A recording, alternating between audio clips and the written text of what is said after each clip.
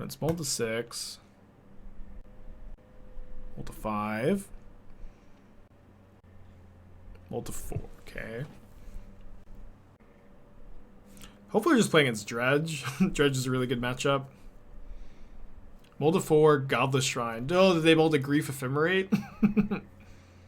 Godless Shrine untapped. Okay, well I don't want to pitch Grief to Archon since I want to go turn 2 Priest, turn 3 Mending, get Archon back.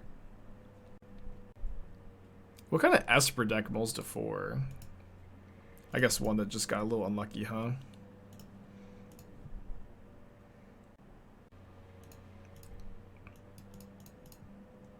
So they probably have push, but I think I'm just supposed to run into it.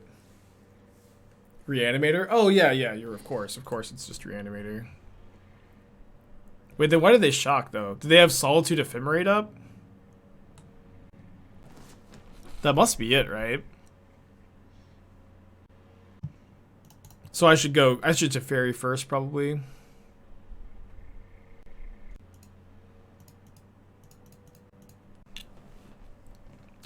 And they were F6'd. Maybe I should have griefed first. Grief now, I guess.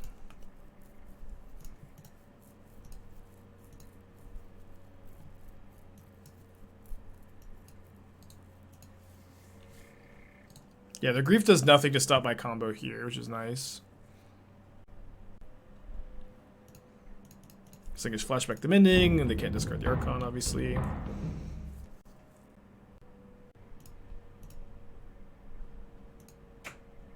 Gotta be game over. Save the Ephemerate for a possible copy of Solitude. Now I'm not sure who's favored post board, where I'm not playing any graveyard hate in this version, but usually Esper plays Leyline in the sideboard, so I'm gonna bring in the Wear Tears, the Serra's Emissary, cut the Prismatic Endings. I also want the copies of Thoughtseize. And then I can make room for them by trimming on Mending, Grave, Priest, and Grief maybe. Maybe 4th Archon's probably fine.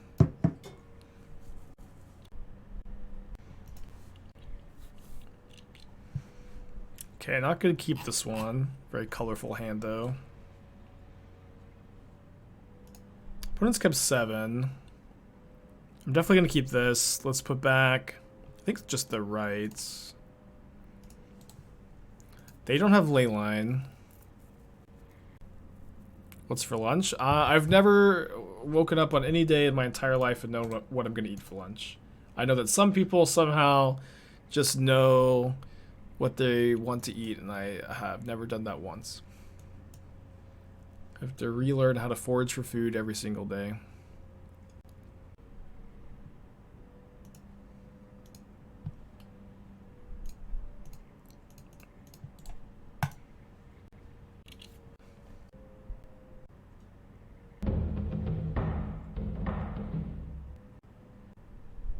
You had leftovers you had to eat? I forget about leftovers pretty often, to be honest.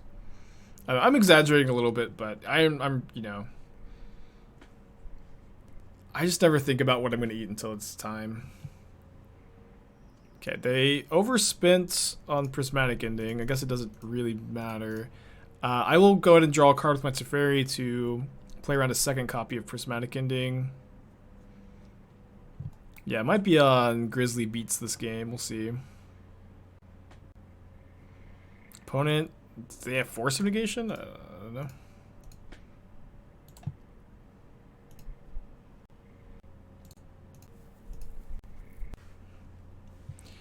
Okay, I am down to just hardcast a Grief, I suppose. Also kind of down to thin the library a bit.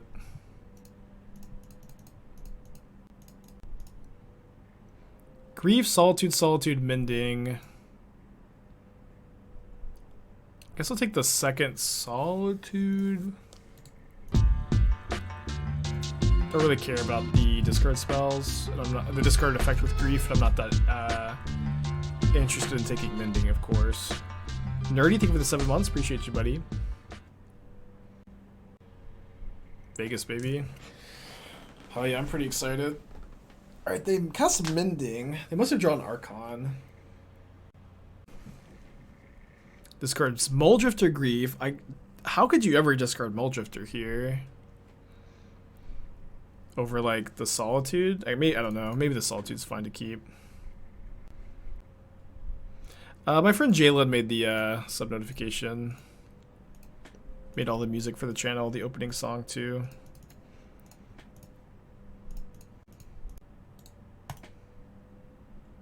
Like the new card Cemetery Gatekeeper. It's okay. It's like, it's not going to be a modern staple, but it's going to see some fringe play for sure.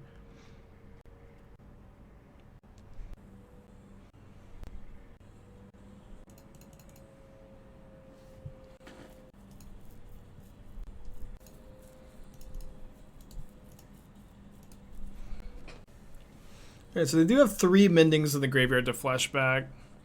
Could Cemetery Gatekeeper be good in Ponza? I don't think so. Ponza's like less interested in like lock pieces or hate bears than they are like threats that can actually win the game. I don't know. That's not how I should have phrased it. It's like Ponza's like, I think, more interested in being able to play cards that like can snowball a little bit, like Bloodbraid Elf, Seasoned Pyromancer, Klothys, after they slow the game down with Blood Moon. Cemetery Gatekeeper is like a really fragile card. It's 2 mana. And it doesn't seem that good to me. Yeah, proactive threats, not reactive. Not that Emissary is necessarily reactive, but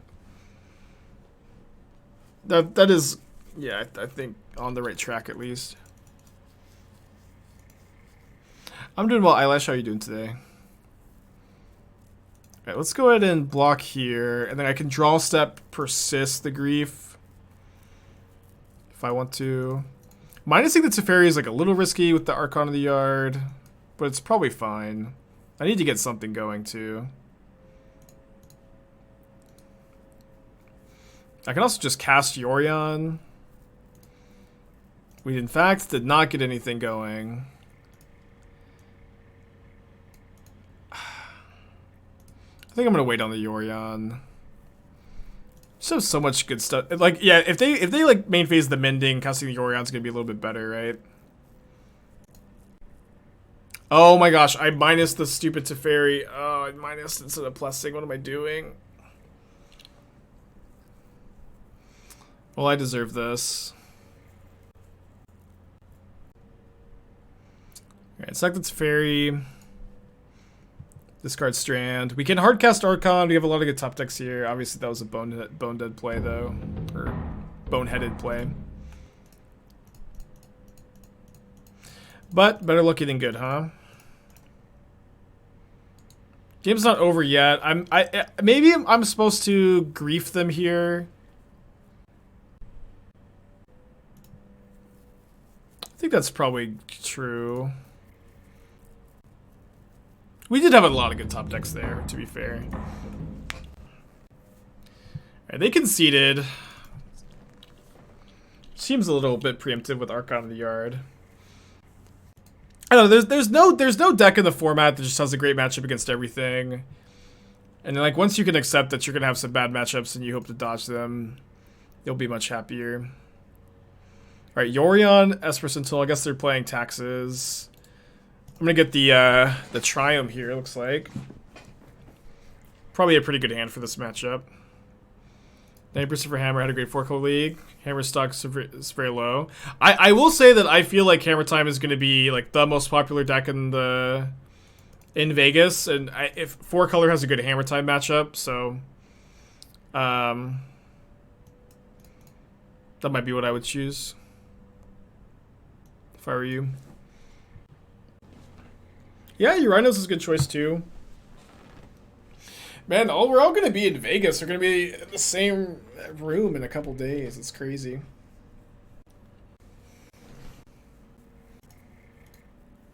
I think Extra Shadow Red Black Rock is better matchup spread. Red Black Rock for sure. I think Red Black has a better matchup spread, and yeah, Red Black has a better matchup spread, and Grixis has like a higher power level though. But I think right now, I'm just gonna go with red-black. There's no stream from Vegas. Not that I'm aware of. No. I don't think there's gonna be one.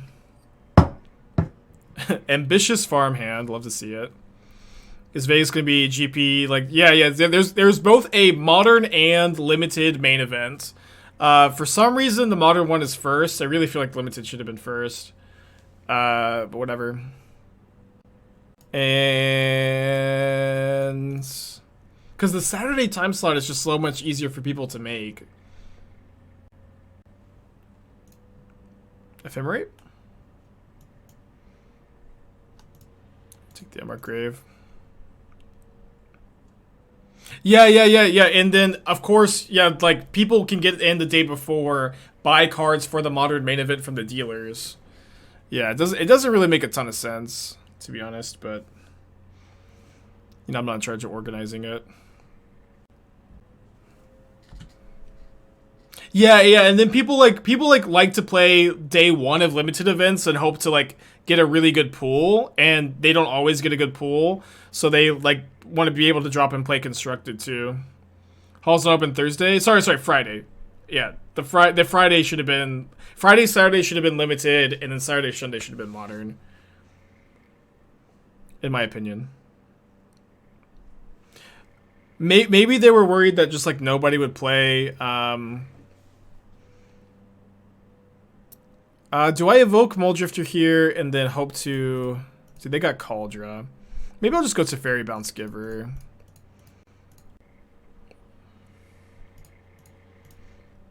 A lot of options here. Will there be any... I'm not aware of any coverage. I don't think there's going to be any. They've said no. I don't know why I say I don't think. There's not going to be any. We have Wear Tear on the sideboard also, but yeah, the red splash is just for this. It's a pretty light splash. And splashes are always like way easier in Yorion decks too. You said people have accepted their deck without winning things, so what should you consider when picking a deck? Only top matter or something else? I mean, it's like that topic is incredibly complicated. It is something I spend my entire life doing, right? Yeah, it's a super complicated question, and like and that's also like the reason why nobody knows what to play in Vegas, because the format's just so open and diverse. Ooh, awesome. But the reality, when you're selecting a deck, like the important things to keep in mind are like what gives you the best percentage chance to win overall. That's like kind of what it comes down to. And no deck that you select is going to have a perfect matchup against the format. But there will be a lot of decks that have good matchups against the format, as a whole. Or there will be like a deck that has the best percentage chance, and to figure out what that is, you just have to play a lot. I guess punish for not shocking here. Be okay, maybe.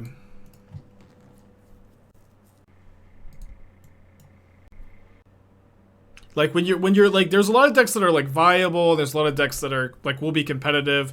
But when you're choosing your deck for a tournament, you have to choose the deck that you think is going to be the best, the very best of all of them. Why am I punished for not shocking? Because I could have held up Ephemerate if I shocked, but I didn't draw Ephemerate. I didn't know I was going to draw Ephemerate, of course. And now I would have been drawing like 4 extra cards here too. Alright, Teferi down, which is good for me to have to take that damage. Or Teferi to soak up that damage for me at least. So rebound. Mending.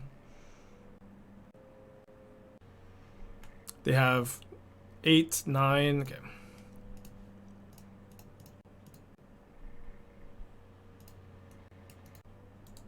Sorry, I should have counted the Stone Forge, just have 8. Trouble with some Blue Moon and Blue White Urza Blade for Vegas. Do you think Moon is well positioned? I think Blue Moon's a good choice for the tournament, if you feel like you have the Hammer Time matchup figured out. But Blood Moon, I think, is going to be a lot of edge. Yeah.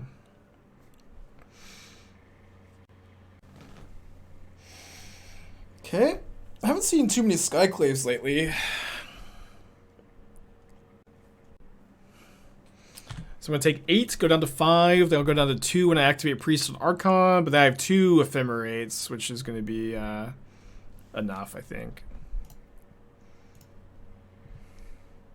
I can also Unearth Priest on Solitude, which I guess is a little bit worse against this Giver. So sack Stoneforge Mystic, discard Thalia.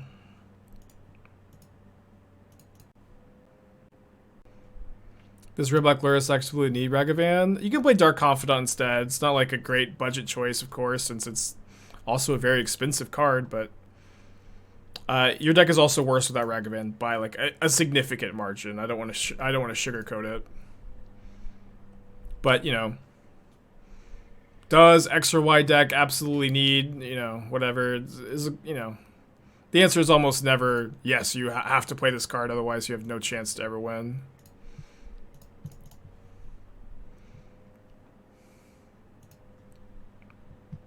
I meant to get basic planes there. I don't think it's gonna matter.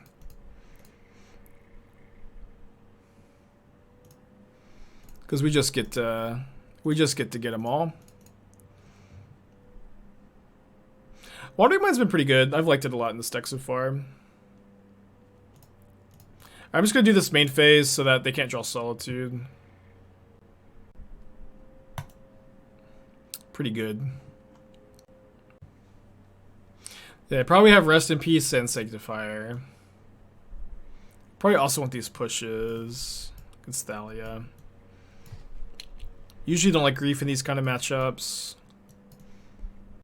I think this is what I'm going to do. Is Stony good? I don't know. It's like, it cuts off Vile and it cuts off like their dumb swords that don't matter. But their graveyard hate isn't like artifact based, so I don't think you want it. Is Drifter good here? Drifter is good in every matchup. It's like Drifter is always like good like post board basically every single time because your opponent's decks are going to be slower because they're going to bring in like a bunch of dirtily 2-drops that don't impact the board. Like, you know, like Rest in Peace, Sanctifier doesn't impact the board very hard.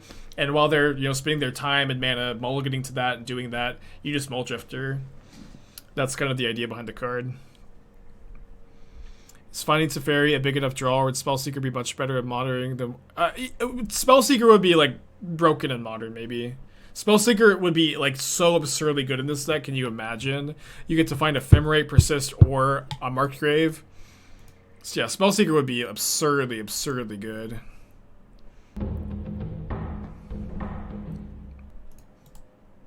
I think. You gotta finish every single sentence with "I think" so that nobody can get mad at you. It's been feeling pretty good today, I think.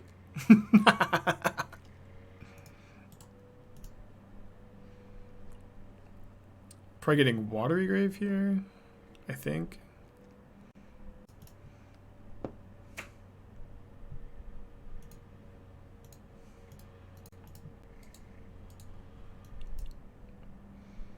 Hey Code, how's it going? I get mad at people who say don't come in and keep saying I think, yeah. I don't know. I will say that, you know, Magic is a game where it's hard to ever be 100% sure about anything. There's so many people with their hot takes and their like really strong opinions, but there's just so much nuance and there's so much like variance in the game that it's hard to just be like incredibly divisive about anything, except for Lurrus and Burn.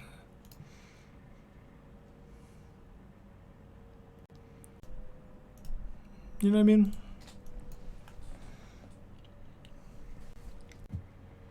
What is this? They're doing something? They have Surgical? Oh my gosh. How are they playing Surgical? What is happening today? How do they play Surgical? They must have 4 Rest in Peace and they're just also playing Surgical. 4 Port, thank you for the 7 months. Appreciate ya.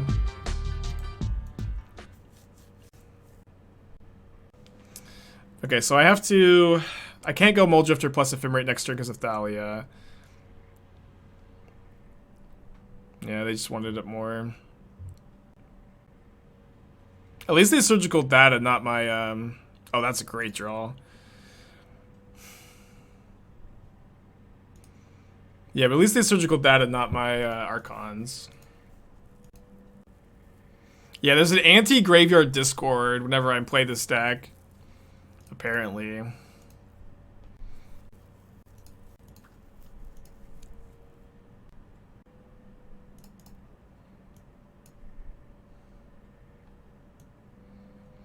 What am I getting here? Probably Steam Vents. So they can't Ghost Quarter me off red. I think Steam Vents or Sacred Foundry is fine.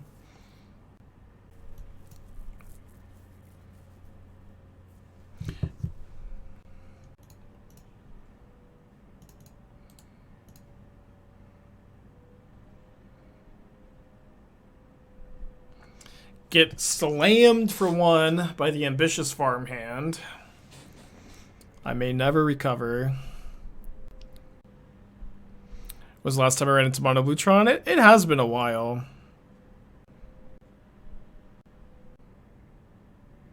Wisp their farmhand for unlimited value.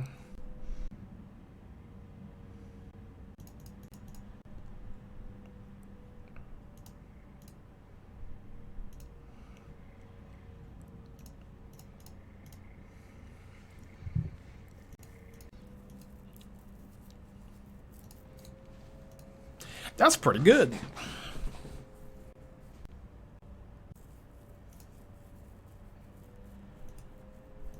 So I get to draw 6 new cards. I do have to go down to 2 life, though.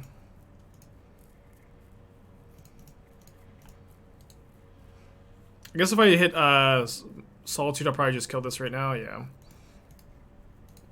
All that really matters is my life total right now. I have plenty of cards.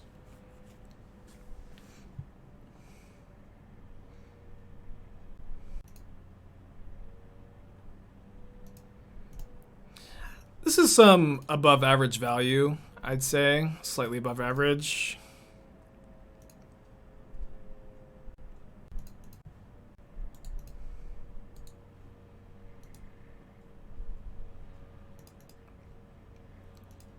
It is hard to quantify how much value you're getting, I suppose.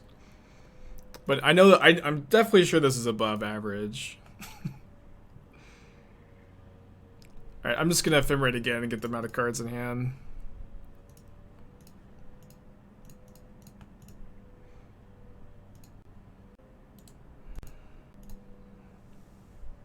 Mulldrifter is king. Yeah, I don't know how we were able to keep up with the ambitious farmhand value. I'm not sure how we were able to keep up with ambitious farmhand this game, but somehow we did it.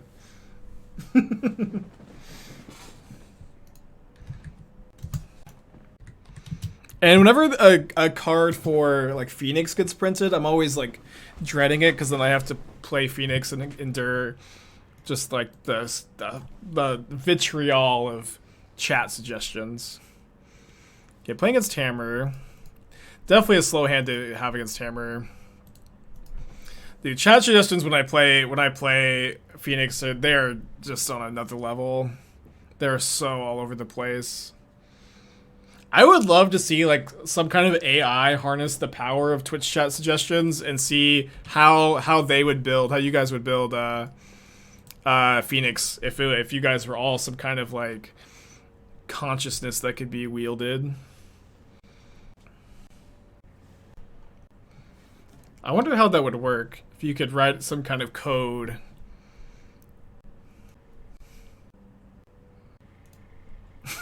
Which hat do you want, Swag? Alright, so we can find Solitude here, potentially.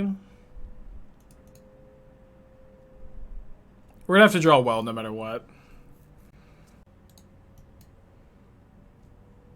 Dealer's choice. Alright. Do the Todd Anderson thing, where we take a deck and then replace it 1 card at a time. I do like that thing. Well, Unmarked Grave persists a little too slow here. Yeah, I think I just have to draw Solitudes off the... I have to draw... I guess I even have to draw 2 because they get another hammer off their Saga, so... Maybe just no point in even casting the Mulldrifter there. No, I did think that the Hammer Time matchup was like really good in the 60 card version, and it's definitely worse in this version. But how much worse is the question? Am I going to feel like it's just a bad matchup at this point? I'm not sure. I think that I probably want to trim on Wandering Mind. Cut at least 3 of the Teferis. Cut a Priest. Yeah, I'll just cut the 4th Teferi. Card's not that good in the matchup. I could also cut the 4th Archon. Yeah, I guess I could play with the 1st Teferi over Archon number 4. Maybe different on the draw. How many Naruto headbands do you own? What are you, the IRS?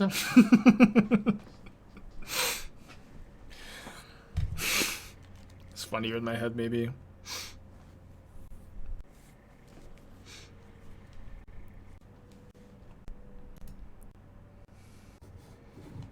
Board out 20 cards and play regular Reanimator. Genius. Okay. Can I keep 5 lands, Fatal Push, Wandering Mind? Sounds like maybe good enough on the play. I think this is probably fine enough to keep.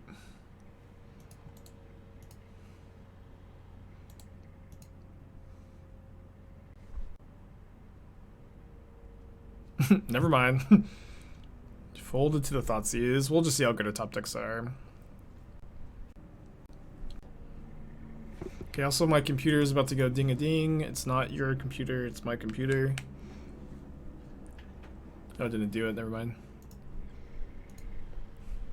False. Oh, there it goes. Man, I hate keeping the 5-land hand and drawing a land. Always feels so bad. Get Thoughtseized.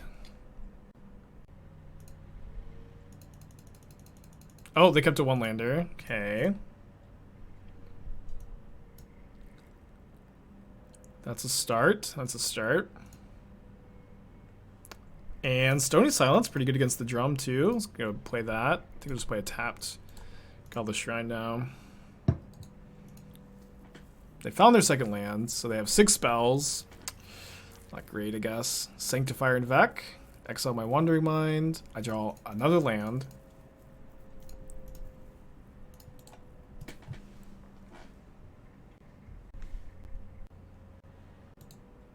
Pain. Alright, we control Solitude, Prismatic Ending, and be in good shape. It's a Fairy Time Raveler, which only have 1 copy though.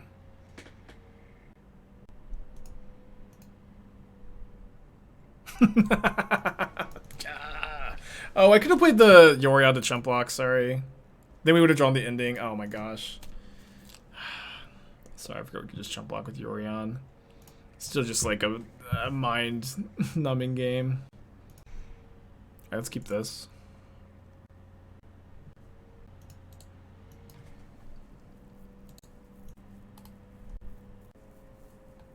No Luris. Turn 1 Ragavan off of a Cliffs is kind of weird.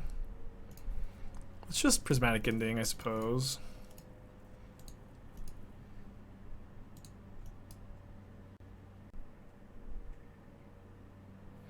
Can go Grief Ephemerate here, but that is good. That is good if they have Blood Moon. I think I'm just probably gonna end up hardcasting the Grief instead.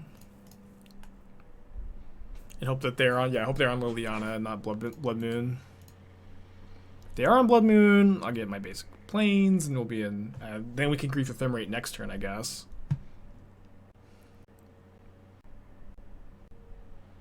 Yeah, just looks like they are just on, like, you know, Liliana Jund.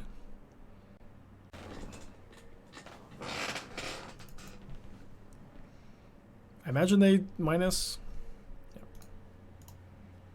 So we're gonna grab the Triome.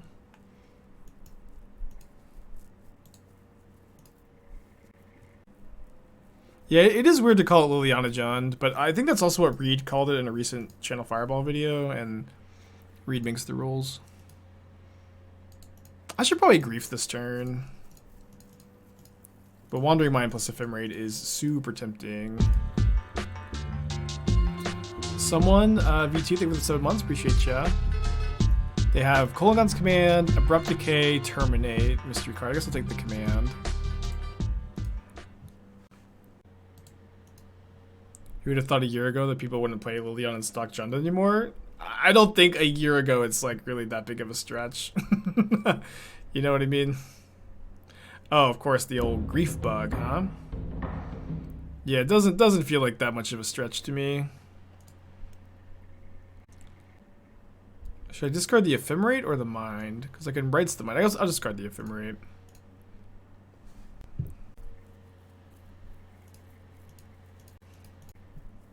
Yeah, it's like, yeah, Jund like really wasn't a deck a year ago. It was, or at least it wasn't a popular deck.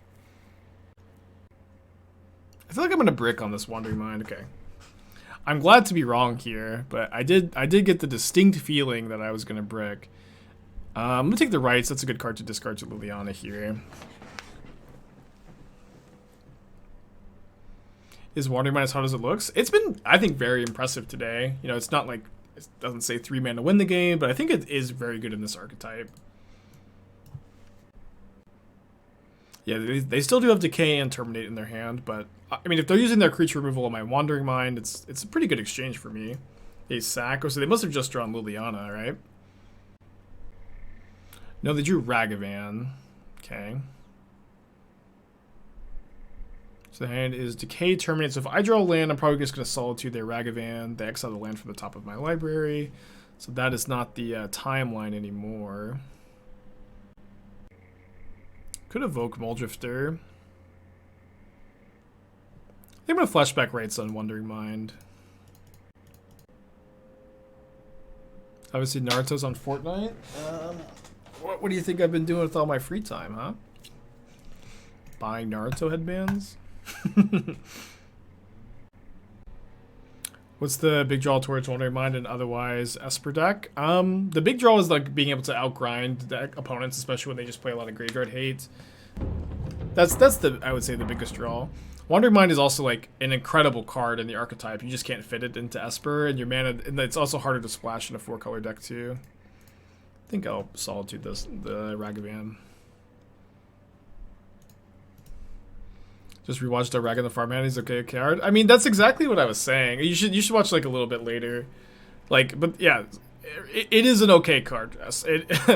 Farmhand is an okay card, but I just always think it's so funny that when it first came out, you had a ton of Death and Taxes players on Twitter being like, Farmhand is nuts, but it's just like kind of playable, you know.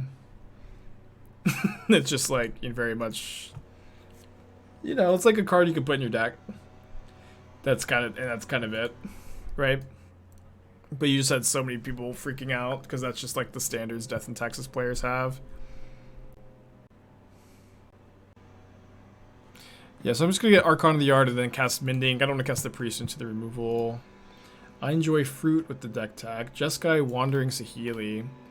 So we've talked about this like a little bit today. Someone suggested Wandering Mind in the Saheeli deck, but Saheeli is a weak archetype. Just, you know, rip the band-aid off. Saheeli has always been a weak archetype in Modern, and a huge part of the deck's weakness has always been the fact that should I Grief first? I guess I should get that Terminate. A huge part of the deck's weakness has always been the fact that it just has so many dirtily like cantrips that cost 2 and 3 mana and is like really vulnerable to interaction. And Wandering Mind, while I think this is a strong, I think Wandering Mind is a strong card, it doesn't seem like it solves this deck's problem, which is not card advantage. It is the fact that it's really slow to get on board and it's really weak to just being like behind and never being able to catch back up. And it's not like in this deck too, it's not like Wandering Mind is necessarily better than a card like Seasoned to Pyromancer in this deck specifically, especially because you can't dig for both halves of the combo. Also, like, this is also like kind of the fatal flaw that Jeskai Saheeli players have always done, where they just want to play Splinter Twin, and that you can't. You can't just play Splinter Twin in Jeskai Saheeli and play a bunch of like instant speed counter spells and stuff, because you have so many cards to tap out for. It's so awkward to play counterspell in these decks. I don't usually think it's correct to do so. Probably want these fatal pushes. Probably want to go down on grief. Might just do this. I don't think I want Stony Silence against regular John. It might be good to play like one copy. I'll play a Miser's copy. They probably are playing Spellbomb. And I think these are my notes, you know. Like I would probably say Seasoned Pyromancer is better than Wandering Mind in this deck, and Jeskai Saheeli is still a weak archetype. And I don't think Wandering Mind changes that. That being said, like beyond that, if this is something if you really like Jeskai Saheeli, your heart is really set on it, you don't have a bad build of it. Your build is totally fine. Just wanted to rip the Band-Aid off. I've been talking about putting Hullbreaker Horde in decks. We had one in the sideboard earlier today, and it didn't seem that relevant. We never tutored it. We never put it in play. It could be fine. It could not be too. One of those two.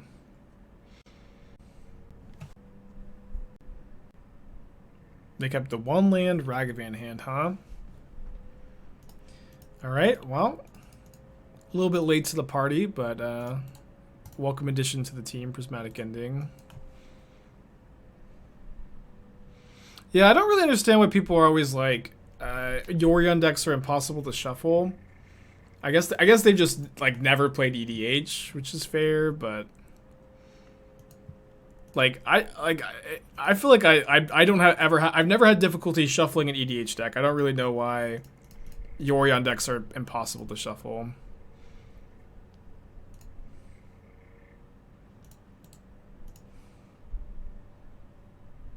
Even double sleeved. I've never really even had a problem shuffling like double sleeved commander decks. You just put it into like two piles and quickly shuffle. It takes like a little bit longer. So we have Ephemerate Solitude against Lurrus. Would love if we're playing against Hammer Time. Esther is slowly starting to talk in memes. Yeah, I'm going to play Rakdos at Vegas. I put them all to 5, and they're playing Lurrus, which makes them like really likely to be Hammer. Obviously not 100%. I don't know. We've talked about this a little bit today, but Magic players, and this is maybe a hyperbole too, but Magic players have a tendency, I found, to really talk in hyperbole. And they have a tendency to have like hot, divisive takes, and not like leave a lot of room for nuance. And I'm not innocent of this either, but the reality is Magic is a really, you know, there's a lot of nuance to every aspect of the game, Magic the Gathering. There's a lot of ins and outs to the case, and it's really hard to be like incredibly divisive about anything. There's a lot of variance, there's a lot of like, yeah, a lot of nuance. All right, and let's just go ahead and end our opponent's whole career, huh? Sacred Foundry, I think.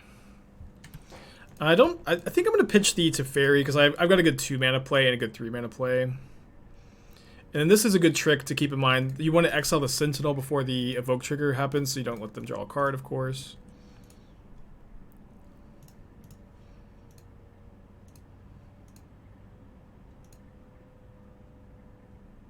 When Solitude was spoiled, was it projected to be format warping? I wouldn't say so, no.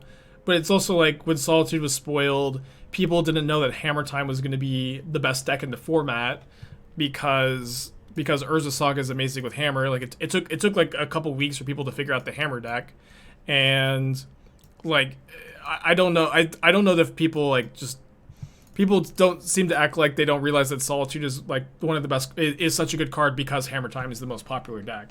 If Hammer Time is not the most popular deck, I mean, it's also good against Murktide, of course, but if like that deck's not the best or the most popular, Solitude loses a lot of stock. It loses a lot of stock.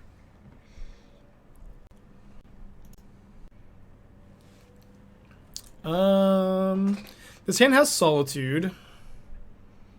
It's pretty good if it draws one land to can persist Mulldrifter a couple times. I think I'm gonna keep. on the draw, I think this is a keep. I don't think I keep on the play. What changes by play Yorion and Raveler? Wandering Mind like gives you that added consistency that I was like worried. They just took a Persist. Why did they take Persist? They didn't take Solitude.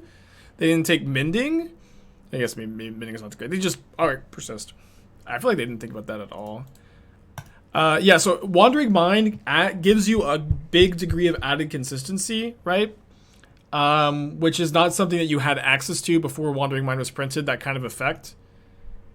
Oh, okay. That card's really good though. We do have answers to it in the deck, of course. Yeah, but you really just didn't have a card like Wandering Mind to like really like let you filter through your deck, and it fits really well in this 80 card version. I'm not convinced. I'm not saying that it's definitely better than the 60 card version, but it's felt pretty good today. I mean, my hand is like really reliant on the Mending though, so it depends on the context of their hand, but I don't really understand them taking the Persist, even with what they've done so far. Okay, so we are going to need to draw a push or an ending. I mean, we can also just draw, like Emissary or Archon too. Ensure we don't get to get the Archon trigger, but it'd still be pretty good. Okay, we drew push, which is just the best card to draw. Let's discard Mending Mulldrifter, I think. And then go push. Oh no. I guess I'm still gonna go push Hull Breacher or Hushbringer. Too much talk about EDH. And then let's persist the Mulldrifter. And I don't have Metalcraft yet, so I don't need to Solitude just yet. But I'm going to pitch the Prismatic Ending when I do Solitude, which is right now, so that I can go next turn, Faithful Mending discard, Priest discard Archon, and then Archon the following turn.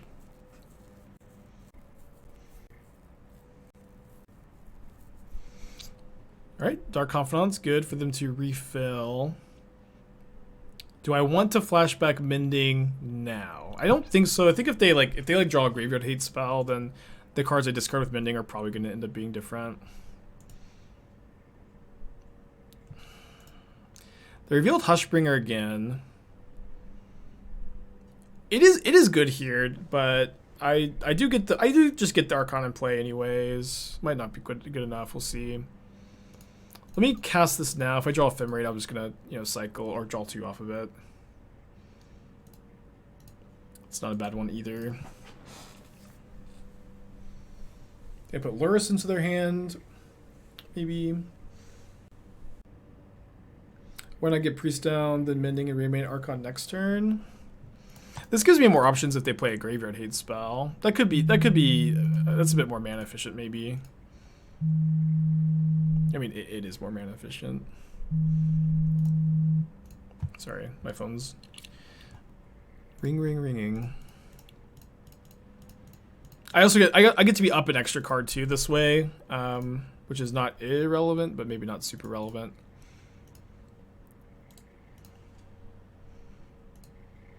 All right, so they get 2 more cards here. Get to know one of them. Sagardazade. That's a really scary card. No sugarcoating it. That's a really scary card. We should just know if they have hammer, right? If they attack, they just have hammer. Their hand is currently Lurrus, Sagardazade, mystery card. They play the second Hushbringer, so they don't have a hammer, which is obviously good for us. They're probably going to chump block with a Hushbringer. So let me just attack. Dissect the Midnight. We drew a Priest of Fell Rites. So I guess I'm going to go Priest, Unmarked Grave, Stony Silence. And just Unmarked Grave for Serra's Emissary.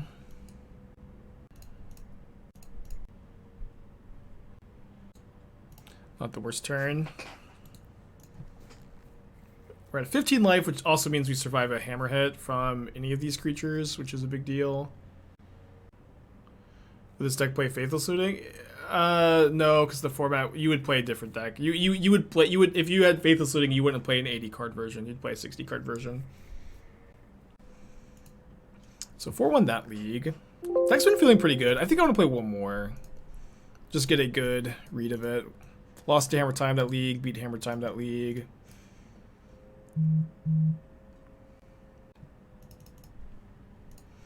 They could die to Bob. They